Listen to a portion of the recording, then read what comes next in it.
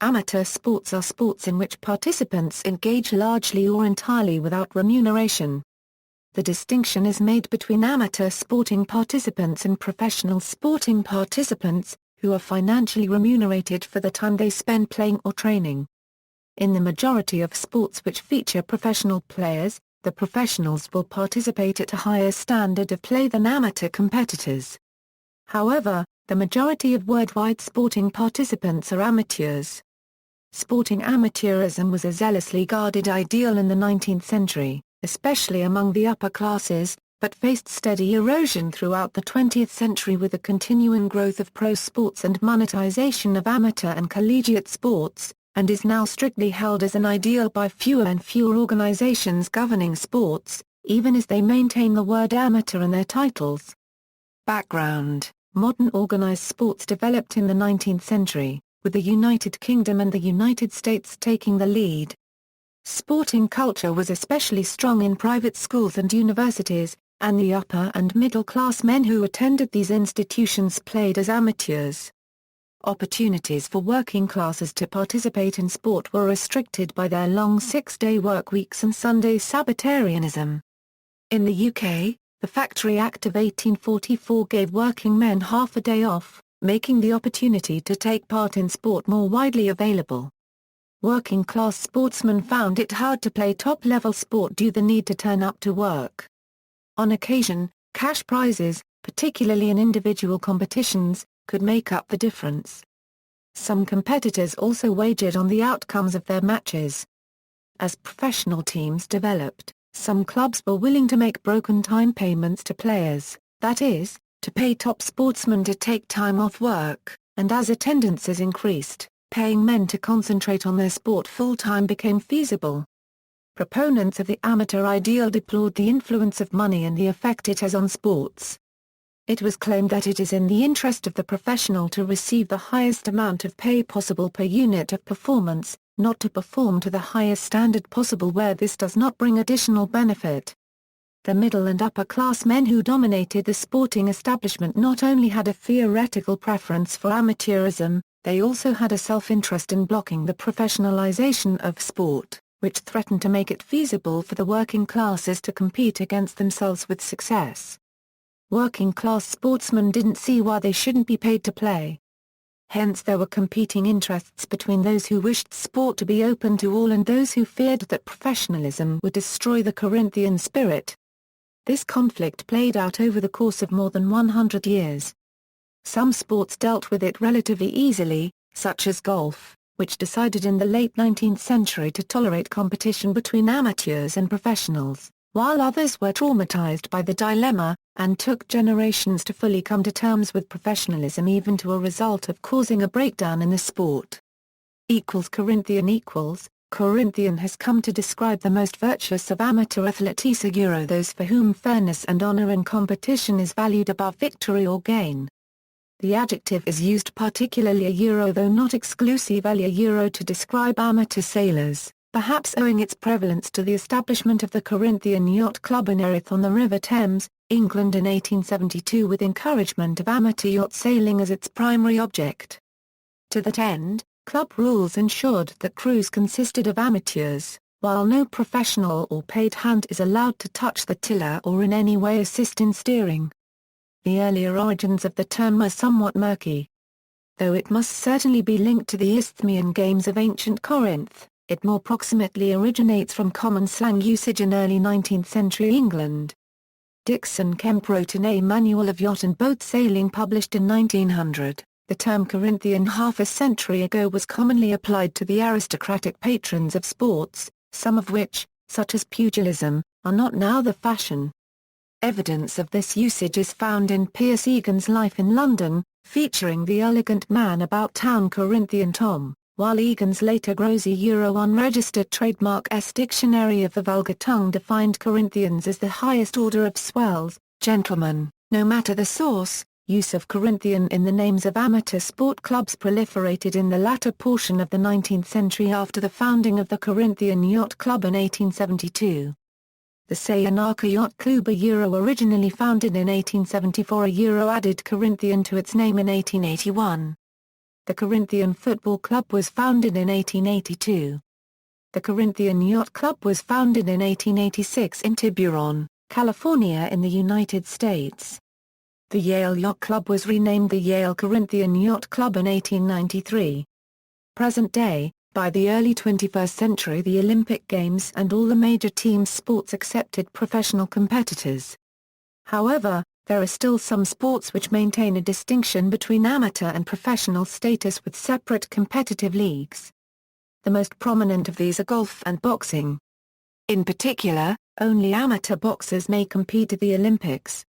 Problems can arise for amateur sportsmen when sponsors offer to help with an amateur's playing expenses in the hope of striking lucrative endorsement deals with them in case they become professionals at a later date. This may jeopardize their status as amateurs, and if allowed to let slide, may be seen as corruption or cheating rather than as true amateurism. Where professionals are permitted, it is hard for amateurs to compete against them. Whether this is a triumph of the free market or an example of corruption depends on the viewer's perspective. To some an amateur means an incompetent or also-ran, and to others it means an idealist.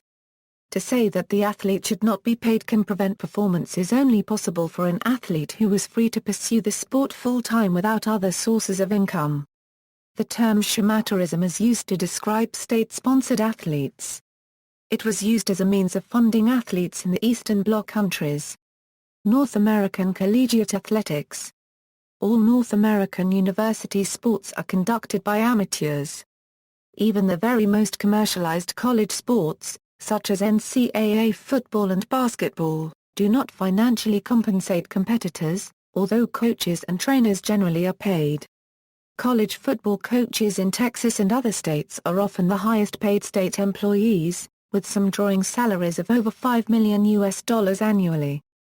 Athletic scholarship programs, unlike academic scholarship programs, cannot cover more than the cost of food, housing, tuition, and other university-related expenses. A school can pay an athlete to attend classes. However, a school cannot pay an athlete to play. In order to ensure that the rules are not circumvented, stringent rules restrict gift-giving during the recruitment process as well as during and even after a collegiate athlete's career. College athletes also cannot endorse products, which some may consider a violation of free speech rights. Some have criticized this system as exploitative. Prominent university athletics programs are major commercial endeavors, and can easily rake in millions of dollars in profit during a successful season. College athletes spend a great deal of time working for the university, and earn nothing from it at the time aside from scholarships sometimes worth tens of thousands of dollars. Basketball and football coaches, meanwhile, earn salaries that can compare with those of professional teams' coaches. Supporters of the system say that college athletes can always make use of the education they earn as students if their athletic career doesn't pan out, and that allowing universities to pay college athletes would rapidly lead to deterioration of the already marginal academic focus of college athletics programs. They also point out that athletic scholarships allow many young men and women who would otherwise be unable to afford to go to college, or would not be accepted, to get a quality education. Also, most sports other than football and men's basketball do not generate significant revenue for any school, so it may not be possible to pay athletes in all sports. Allowing pay in some sports but not others could result in the violation of U.S. laws such as Title IX. Olympics. Through most of the 20th century the Olympics nominally allowed only amateur athletes to participate and this amateur code was strictly enforced. Jim Thorpe was stripped of track and field medals for having taken expense money for playing baseball in 1912. Later on, however, successful Olympians from Western countries often accepted endorsement contracts from sponsors. Complex rules, involving the payment of the athletes' earnings into trust funds rather than directly to the athletes themselves, were developed in an attempt to work around this issue, but the intellectual evasion involved was considered embarrassing to the Olympic movement and the key Olympic sports by some. In the same era, the nations of the Communist bloc entered teams of Olympians who were all nominally students, soldiers, or working in a profession, but many of whom were in reality paid by the state to train on a full-time basis. After the 1972 retirement of IOC President Avery Brundage, the Olympic amateurism rules were steadily relaxed and in many areas amount only to technicalities and lip service. In the United States, the Amateur Sports Act of 1978 prohibits national governing bodies from having more stringent standards of amateur status than required by international governing bodies of respective sports. Olympic regulations regarding amateur status of athletes were eventually abandoned in the 1990s with the exception of boxing and wrestling, where the rules for participation still require amateur status rather than professional status for the safety of the participants. Baseball Canada United States C. Amateur baseball in the United States. Cricket C. Amateur status in first-class cricket. England English first-class cricket distinguished between amateur and professional cricketers until 1963. Teams below Test cricket level in England were normally, except in emergencies such as injuries, captained by amateurs. Notwithstanding this, sometimes there were ways found to give high-performing amateurs, for example W.G. Grace, financial and other compensation such as employment. On English overseas tours, some of which in the 19th century were arranged and led by professional cricketer promoters such as James Lillywhite, Alfred Shaw and Arthur Shrewsbury, a more pragmatic approach generally prevailed. In England the division was reflected in, and for a long time reinforced by, the series of gentlemen v players matches between amateurs and professionals. Few cricketers changed their status, but there were some notable exceptions such as Wally Hammond who became an amateur in 1938 so that he could captain England. Professionals were often expected to address amateurs, at least to their faces, as Mr. or Sir, whereas the amateurs often referred to professionals by their surnames. Newspaper reports often prefaced amateurs' names with Mr. while professionals were referred to by surname, or sometimes surname and initials. At some grounds amateurs and professionals had separate dressing rooms and entered the playing arena through separate gates. After the Second World War the division was increasingly questioned. When Lone Hutton was appointed as English national cricket captain in 1952 he remained a professional. In 1962 the division was removed, and all cricket players became known as cricketers.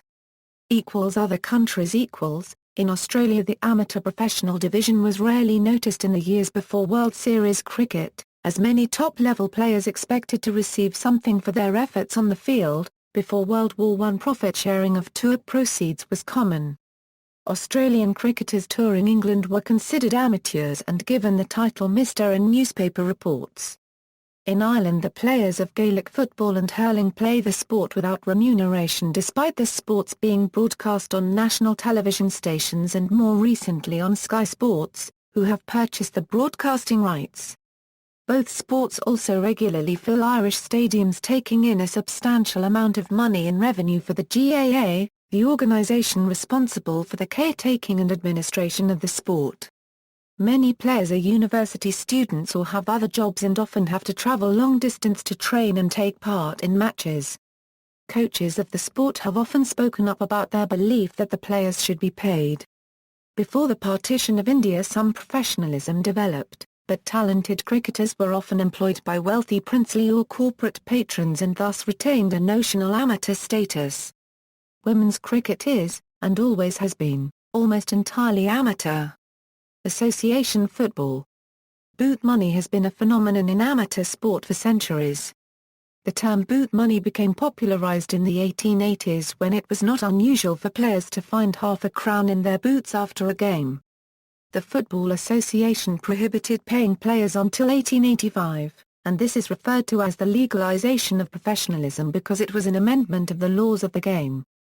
However, a maximum salary cap of £12 a week for a player with outside employment and £15 a week for a player with no outside employment lingered until the 1960s even as transfer fees reached over £100,000. Again, boot money was seen as a way of topping up pay. Today the most prominent English football clubs that are not professional are semi-professional and the most prominent true amateur men's club is probably Queen's Park FC, the oldest football club in Scotland, founded in 1867 and with a home ground which is one of UEFA's five-star stadia.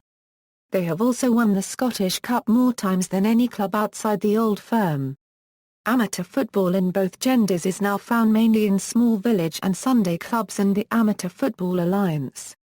American football, c. American football in the United States. Adult amateur football/semi-pro football.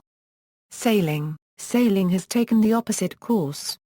Around the turn of the 20th century, much of sailing was professionals paid by interested idle rich. Today, sailing, especially dinghy sailing, is an example of a sport which is still largely populated by amateurs. For example, in the recent team racing worlds, and certainly the American team racing nationals, most of the sailors competing in the event were amateurs. While many competitive sailors are employed in businesses related to sailing, most are not compensated for their own competitions.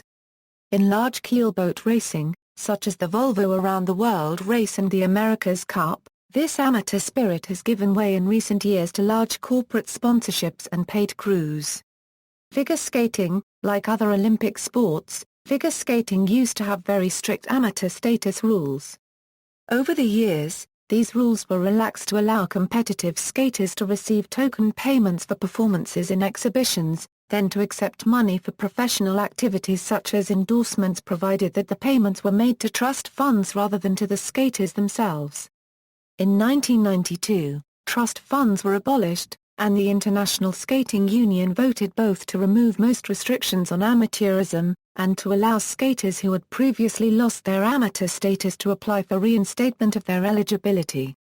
A number of skaters, including Brian Boitano, Katarina Witt, Jane Torville and Christopher Dean, and Ekaterina Gordieva and Sergei Grenkov, took advantage of the reinstatement rule to compete at the 1994 Winter Olympics.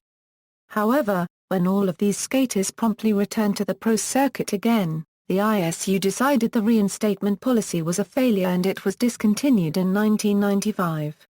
Prize money at ISU competitions was introduced in 1995, paid by the sale of the television rights to those events.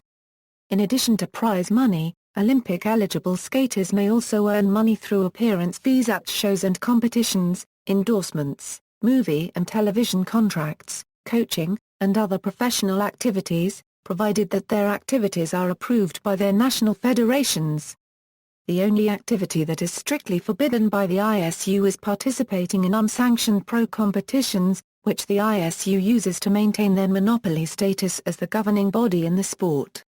Many people in the skating world still use turning pro as jargon to mean retiring from competitive skating, even though most top competitive skaters are already full-time professionals, and many skaters who retire from competition to concentrate on show skating or coaching do not actually lose their competition eligibility in the process.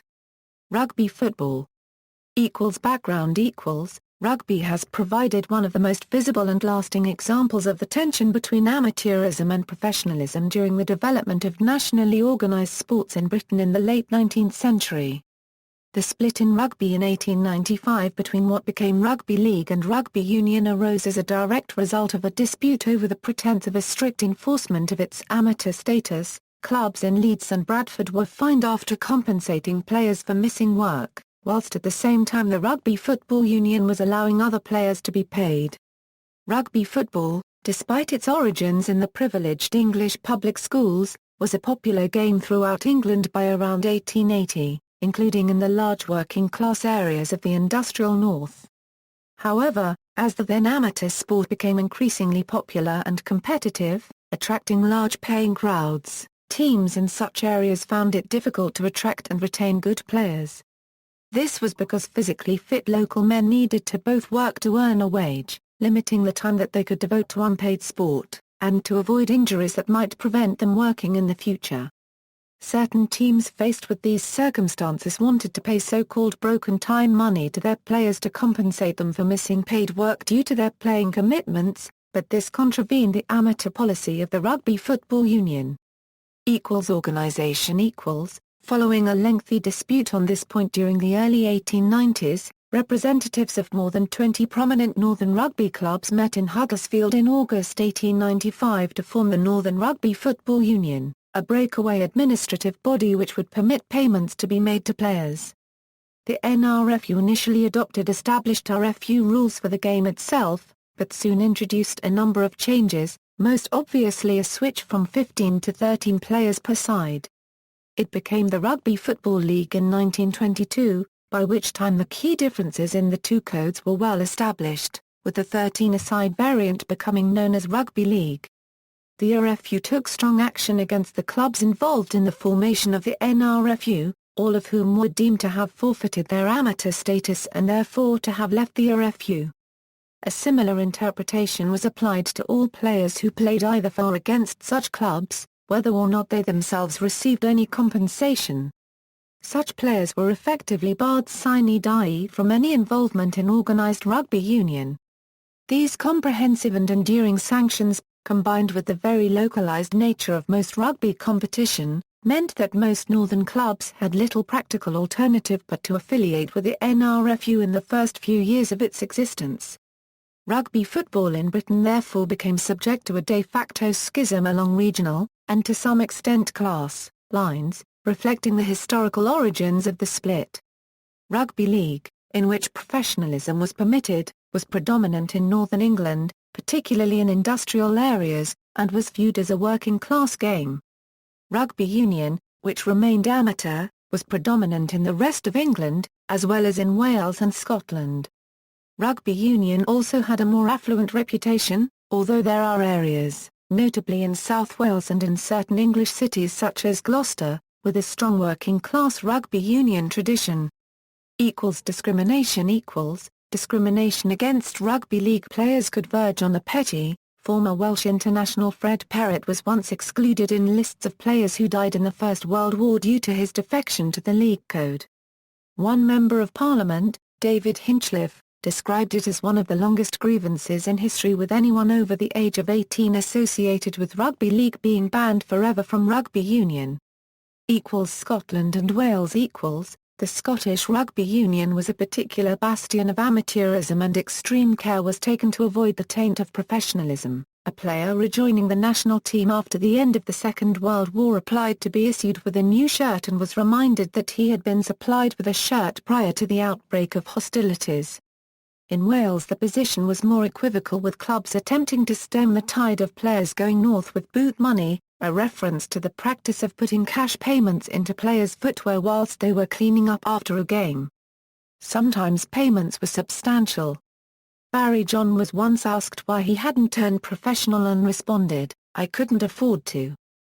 Open union Rugby union was declared open in August 1995, almost exactly 100 years after the original split occurred, meaning that professionalism has been permitted in both rugby codes since that date.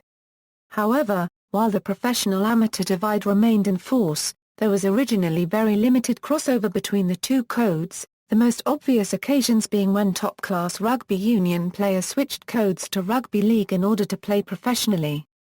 Welsh international Jonathan Davies was a high-profile example of this switch. Since professionalism has been allowed in rugby union, the switches have started to come the opposite way. Union has swiftly grown to embrace the professional game, with many league players joining Union to take a slice of the larger amounts of money available in the sport. Nowadays, while rugby union no longer makes the professional-amateur distinction, the professional-amateur split still exists within rugby league, with the British Amateur Rugby League Association strictly amateur, though it allows some ex-professionals to play provided they are no longer under contract. The most recent club to get a ban for fielding a contracted professional was Brighouse Rangers, who were expelled from the National Conference League during 2007-2008 season, and the player handed a sine die ban, although the club itself has since been admitted to the Pennine League. Ultimate and disc sports. Alternative sports, using the flying disc, began in the mid-60s.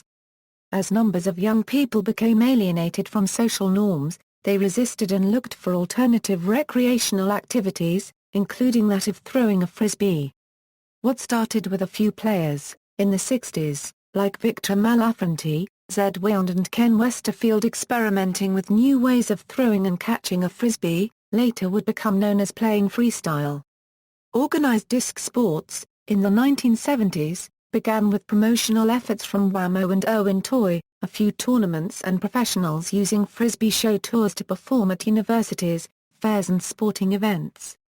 Disc sports such as freestyle, double disc court, guts, disc ultimate and disc golf became this sport's first events. Two sports, the team sport of disc ultimate and disc golf, are very popular worldwide and are now being played semi-professionally. The World Flying Disc Federation, Professional Disc Golf Association, and the Freestyle Players Association, are the official rules and sanctioning organizations for flying disc sports worldwide. Disc ultimate is a team sport played with a flying disc. The object of the game is to score points by passing the disc to members of your own team, on a rectangular field, 120 yards by 40 yards, until you have successfully completed a pass to a team member in the opposing team's end zone. There are currently over 5 million people that play some form of organized ultimate in the U.S. Ultimate has started to be played semi-professionally with two newly formed leagues, the American Ultimate Disc League and Major League Ultimate. The game of guts was invented by the Healy brothers in the 1950s and developed at the International Frisbee Tournament in Marquette, Michigan. The game of ultimate, the most widely played disc game, began in the late 1960s with Joel Silver and Jard Cass. In the 1970s it developed as an organized sport with the creation of the Ultimate Players Association with Dan Roddick, Tom Kennedy and Ive Kalb. Double disc court was invented and introduced in the early 1970s by Jim Palmieri. In 1974, freestyle competition was created and introduced by Ken Westerfield and Discraft's Jim Kenner. In 1976, the game of disc golf was standardized with targets called pole holes invented and developed by Wham-O's Ed Hiadrick. High school sports. Sports teams commonly exist at the high school level. Students who participate, commonly referred to as student athletes, do so during their course of study. Occasionally, sports success in high school sports may lead to a professional career in the field. The benefit of sports in high school is debated. Some believe that they promote discipline and teamwork, while others find that they can cause injury. One study on the relationship between high school athletic and academic successes finds that, for the most part, higher participation and success rates in sports is positively related school-wide student successes on academic outcomes such as standardized test scores and educational attainment. The National Center for Educational Statistics reports that student athletes have a 20% higher chance of completing a college degree, and are more likely to be employed and in better health than non-athletes. However, a survey of high school athletes in 2006 showed that high school athletes are more likely to cheat inside of a classroom than non-athletes, especially boys participating in football, baseball, and basketball and girls participating in softball and basketball. The survey does not indicate to what extent cheating contributes to the greater academic outcomes of high school athletes.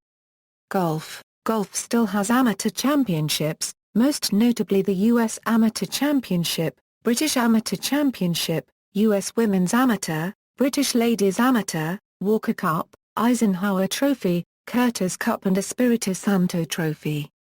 However, amateur golfers are far less known than players of professional golf tours such as the PGA Tour and European Tour. Still, a few amateurs are invited to compete in open events, such as the U.S. Open and British Open. Other sports. In Ireland, the Gaelic Athletic Association, or GAA, protects the amateur status of the country's national sports, including Gaelic football, hurling and camogie.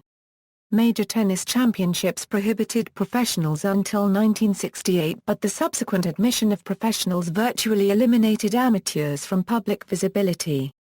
Paying players was considered disreputable in baseball until 1869. In motorsports, amateur racing is more commonly known as club racing, sanctioned by the SCCA and others. Some sports car racing competitions have separate classes for professionals, amateurs and pro and driver lineups. See also, History of English Amateur Cricket, Gaelic Athletic Association, Boot Money Scandal, History of Rugby Union, History of Rugby League, Professional Sports, Athletic Director.